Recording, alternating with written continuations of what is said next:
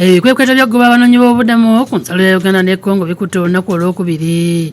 Olwaliro okusinga essira balitadde ku bantu abadde bapangisa amayumba okuliraana ensalo ya Bunagana nga bano ab'ebyokwerinda balagidde okuzingako ebyabwe bagende mu nkambi y'Ennyakabande oba si kyokudde okwaba obwe Congo. There are vehicles there which will take you to Nyakabande. Or you want to go back to Congo? Nyakabande, put your things outside here. Out. You take outside here.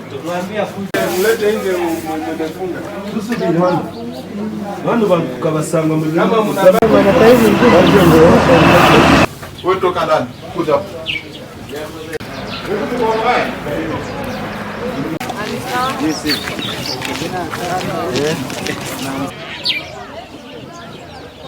Ababudami abamu baganye okulinnya emmotoka ez'abateereddwawo okubatwala mu nkambi y'Ennyakabande nga balinze emmotoka eziba ze DR Congo.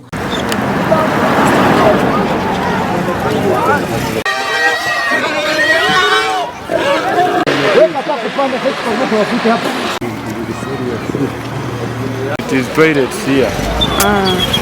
Mu nkambi y'Ennyakabande omusasi waffe watuukiddeyo ng'okuwandiisa abantu abadde batuuka kugenda mu maaso n'okugema abo abaleeteddwa eggulo okuva e Bunagana, Rukundo n'awalala. RDC w'e Kisoro Hajji Shafic Ssekandi aluŋŋamiza ku bikwekweto ebikoleddwa olwaleero.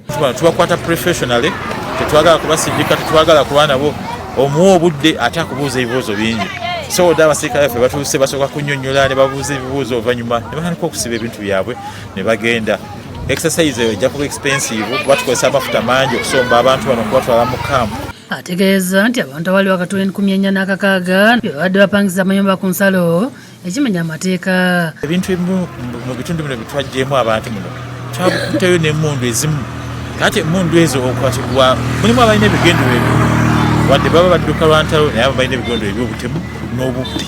So abantu 1,700 jo betwatuusizza e Nyakabande mu transit center era ne bawandiikibwa mu bitabo bya gavumenti nga abanoonyi obubudamu.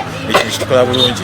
Abantu abawera 5,000 be bazzeeyo e Congo bo baaganye ne bagamba tebajja kudda mu kampu yaki eyabundabunda ne baddayo e Congo. Abamu nga pakidde ebintu mbiraba bagamba baddayo Congo bagenda pangisa mu tawuni y'Eshuru. Tetukiinaako obuzibu naye abamu tubawadde emmotoka baasiweezeri abakkiriza okugenda mu kampu bagende. Agamba nti obuzibu basanze okusanga olwaleero bwe babalandi roodi ababadde bajja ku bantu bano ensimbi ez'emyezi emingi ate nga wali tebaliwo mu mateeka.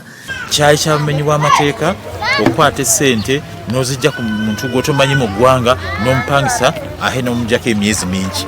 Kati awo bo bagenda kwesootinga bw'oba oziina baddize bw'oba toziina banaakubanja naye ffe ate tetujja gamba nti katulinde emyezi gyo giggweyo. Daniel Kisamo mukungu okuva mu ofiisi ya Ssaabaminisita agambye nti beetegefu okuyamba abantu bano mu ngeri yonna eyeetaagisa. And then registration, security screening yawedde dda kati ba new arrivals nga bw'obalaba baabo abo tuli mugenda bakola security screening then tubatwale mu shelters balina okusula nga bw'olengera eri ku eri site tugenda kugaba emmere emirundi esatu edde. Keeti atuzaalirwe yakusakidde eggulire lino.